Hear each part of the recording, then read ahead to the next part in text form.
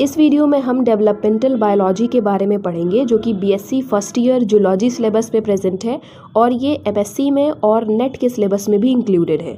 तो developmental biology topic start करने से पहले हम इस टर्म को समझ लेते हैं। डेवलपमेंटल में वर्ड है डेवलपमेंट जिसका मतलब होता है विकास। बायोलॉजी में वर्ड है बायो जिसका मतलब होता है लिविंग ऑर्गेनिज्म या जितने भी जीवित जंतु हैं।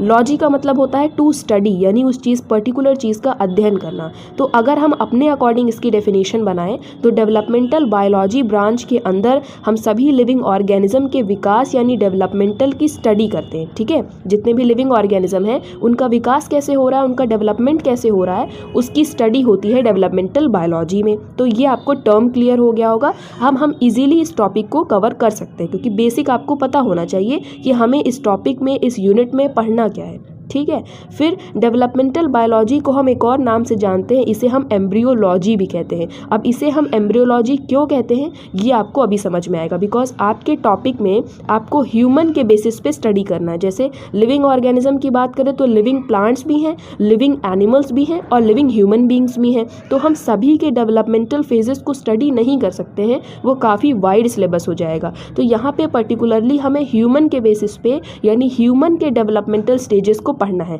तो ह्यूमन का डेवलपमेंट कहाँ से स्टार्ट होता है? हमारे एम्ब्रियो से स्टार्ट होता है। ठीक है, जब एक नया बेबी का फॉर्मेशन होता है तो एम्ब्रियो से ही हमारा जो डेवलपमेंट है, हमारा जो विकास है वो स्टार्ट हो जाता है। आपको ग्रोथ और डेवलपमेंट के बीच में डिफरेंसेस पता होने चाहिए। ग्रोथ क्या होता है? मैच्योरिटी तक सिर्फ ग्रोथ होती है, मैच्योरिटी के बाद ग्रोथ होना बंद हो जाती है। लेकिन जो डेवलपमेंट है, जो विकास है, ये हमें जन्म से मिलता है यानी वोम से मिलता है। मदर के वोम से स्टार्ट हो जाता है डेवलपमेंट होना। तो एम्ब्रियो में हमारा डेवलपमेंट स्टार्ट हो जाता है, तो उसी को हमें पढ़ना है। इसी वजह से हम एक और नाम से इसे जानते हैं एम्ब्रियोलॉजी। आई होप आपको इतना समझ में आ गया होगा। एम्ब्रियोलॉजी क्या है? Branch of science that deals with formation, growth and development of embryo. Embryology, अब यहाँ पे लॉजी वर्ड लगा हुआ है यानी टू स्टडी, उस चीज़ का अध्ययन करना। किस चीज़ का अध्ययन करना? एम्ब्रियो का। तो एम्ब्रियो क्या होता है ये हम अभी आगे इस वीडियो में पढ़ेंगे, लेकिन ये जान लेते हैं कि एम्ब्रियोलॉजी क्या होता है। एम्ब्रियोलॉजी साइंस की एक मेन ब्रांच है जहाँ पे एम्ब्रियो का फॉर्मेशन, एम्ब्रियो की ग्रोथ और डेवलपमेंट की स्टडी होती है। यानी एम्ब्रियो का फॉर्मेशन होता कैसे है और वो कैसे ग्रो करता है, ये सभी चीज़ें हम एम्ब्रियोलॉजी में पढ़ेंगे। ठीक है, अब एम्ब्रियो का फॉर्मेशन पढ़ लेते हैं कि एम्ब्रियो बनता कैसे है ह्यूमंस में। तो मेल और फीमेल आपको पता होगा, मेल नर कहते हैं और फीमेल को मादा कहते हैं। सिंबल भी आपको याद होने चाहिए, मेल और फीमेल के सिंबल्स हैं ये। तो मेल में जो रिप्रोडक्टिव ऑर्गन होता है उसे हम टेस्टिस कहते हैं और फीमेल में जो रिप्रोडक्टिव ऑर्गन होता है उसे हम ओवरी कहते हैं। आई होप आपको इतना पता होगा रिप्रोडक्टिव ऑर्गन्स के बारे में। तो रिप्रोडक्टिव ऑर्गन्स के अंदर ही गैमीट का फॉर्मेशन होता है। तो मेल गैमीट क्या होता है? स्पर्म, और फीमेल गैमीट क्या होता है? ओवम। तो ये जो टेस्टिस है रिप्रोडक्टिव ऑर्गन, इसी टेस्टिस के अंदर गैमीट का होता है। तो मेल गैमीट क्या हो जाएगा? स्पर्म। ये स्पर्म का फॉर्मेशन कहाँ होता है? टेस्टिस के अंदर होता है। और फीमेल गैमीट क्या है? ओवम। इस ओवम का फॉर्मेशन कहाँ पर होता है? ओवरी में होता है। तो आपको रिप्रोडक्टिव ऑर्गन्स याद रखने हैं, टेस्टिस मेल में और ओवरी फीमेल में, और मेल और फीमेल गैमीट भी याद रखने हैं। ठीक है, तो अब जब हम दोनों ही गैमीट्स देख चुके हैं, अब ये देख लेते हैं इन गैमीट्स का फॉर्मेशन होता कैसे है, यानी जिस प्रोसेस के थ्रू होता है उस प्रोसेस को क्या कहा जाता है। यानी टेस्टिस के अंदर गैमीट का फॉर्मेशन हो रहा है, कौन सा गैमीट बन रहा है? स्पर्म बन रहा है। तो इस प्रोसेस को क्या कहा जाएगा? स्पर्मेटोजेनेसिस कहा जाएगा। जेनेसिस का क्या मतलब होता है? फॉर्मेशन होना। जहां भी वर्ड आप ये देखेंगे बेसिक सा सफिक्स की जेनेसिस क्या होता है, जेनेसिस का मतलब होता है फॉर्मेशन होना। तो स्पर्म का फॉर्मेशन होना, इस प्रोसेस को हम कहते हैं स्पर्मेटोजेनेसिस। और जब ओवम का फॉर्मेशन होता है तो इस प्रोसेस को हम कहते हैं oogenesis। इसका एक कॉमन टर्म है गैमीटोजेनेसिस।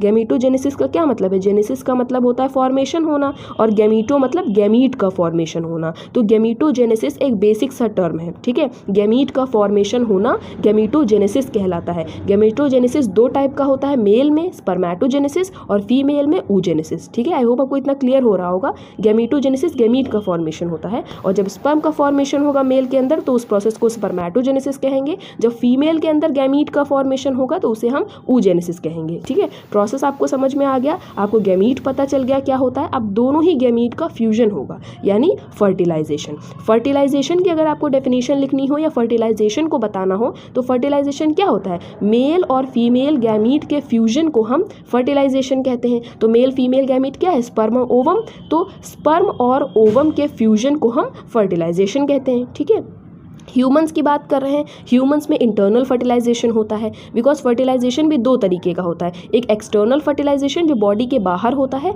एक इंटरनल फर्टिलाइजेशन जो बॉडी के अंदर होता है। तो ह्यूमंस में फीमेल बॉडी के अंदर फर्टिलाइजेशन होता है, इसी वजह से हम इंटरनल फर्टिलाइजेशन इसे कहते हैं। तो ये आपको पता होना चाहिए, फर्टिलाइजेशन क्या होता है ये भी आपको पता होना चाहिए।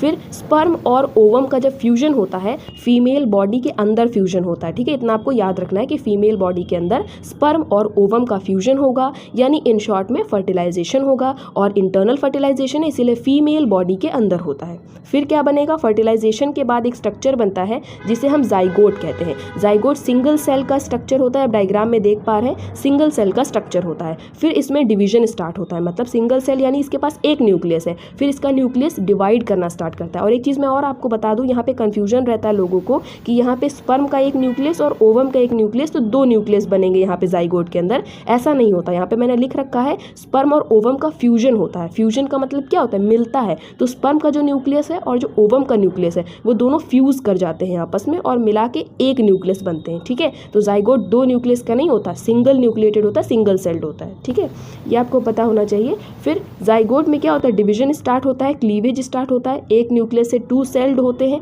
फिर 4 सेल्ड होते हैं, फिर और डिवीजन होता है और क्लीवेज होती है, 8 सेल्ड बनते हैं। आप क्लीवेज भी कह सकते हैं, माइटोटिक डिवीजन भी कह सकते हैं। तो इसमें माइटोटिक डिवीजन होता जाता है हर एक स्टेप पे। माइटोटिक डिवीजन होता है, फिर 2 न्यूक्लियस, फिर 4 न्यूक्लियस, फिर 8 न्यूक्लियस। 8 न्यूक्लियस के अप्रॉक्स के स्ट्रक्चर को हम क्या कहते हैं, मॉड्यूला कहते हैं, और मॉड्यूला के बनने की फॉर्मेशन को हम मॉड्यूलेशन कहते हैं। मॉड्यूला ये स्ट्रक्चर बना हुआ है, ये आप देख सकते हैं क्लियरली, यहाँ पे डिवाइड कर जाते हैं न्यूक्लियस, इसे हम मॉड्यूला कहेंगे।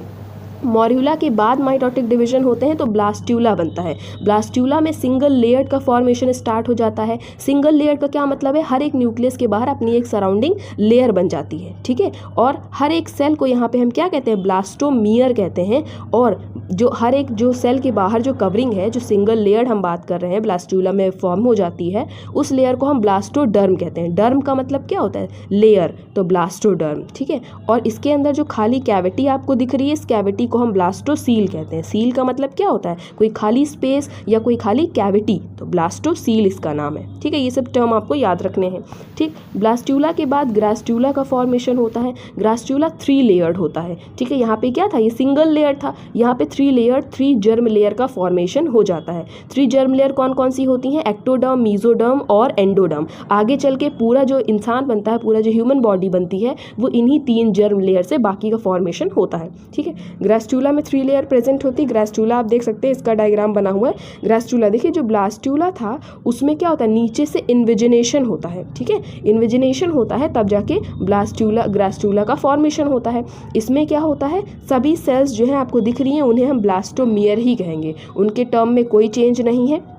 लेकिन जो ग्रास्ट्यूला की बाहर वाली लेयर होती है यानी एपिडर्म, वो क्या करती है, आगे चल के एक्टोडर्म का फॉर्मेशन करती है, जो हमारी जर्म लेयर है एक। उसके बाद एक अंदर लेयर पाई जाती है ग्रास्ट्यूला में जिसे हम हाइपोडर्म कहते हैं। हाइपोडर्म आगे चल के मीजोडर्म और एंडोडर्म का फॉर्मेशन करती है, जो बाकी की अदर 2 जर्म सेल हैं, जर्म लेयर है। आपको इतना क्लियर हो रहा है, जैसे ये हमने क्या बनाया, ग्रास्ट्यूला बना रखा है ना। ग्रास्ट्यूला की जो बाहर वाली लेयर होती है उसे हम एपिडर्म कहते हैं, जो अंदर वाली लेयर होती है उसे हम हाइपोडर्म कहते हैं। जो एपिडर्म होती है वो आगे चल के एक्टोडर्म का फॉर्मेशन करती है, जो एक पहली जर्म लेयर है, ठीक है।